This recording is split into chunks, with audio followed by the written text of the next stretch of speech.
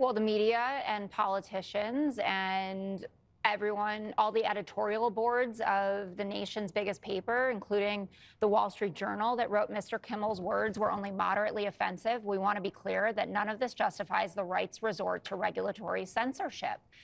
And the premise that Democrats are more concerned about Jimmy Kimmel than they were about the tragic assassination of Charlie Kirk is completely unfounded. Democrats said all the right things that all of us felt about that it was tragic, that violence, political violence, has no place in our society. And we were met with, this is your fault, and we are at war.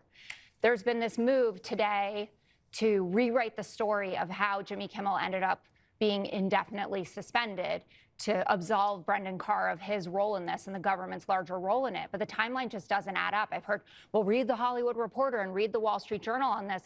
I looked through all of it, and the common denominator is that Brendan Carr said to Benny Johnson, we can do this the easy way or we can do this the hard way. And the affiliates, who were already freaking out about it for sure, decided then that they were going to pull it. And so ABC and Disney in general, Bob Iger, had no choice but to do it. There are some smart Republicans that are cautioning them to come back from this line. Ted Cruz, of all people, who's the chair of the Commerce Committee, which actually has oversight over the FCC, said what Carr said there is dangerous as hell. That's right out of a mafioso. When it's used to silence conservatives, we will regret it. We should denounce it.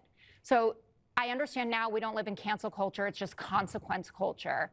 And you think an eye for an eye is a good solution to everything. That's what I've seen pelted at me about this. Well, you did this, you did this, you did this, you did this.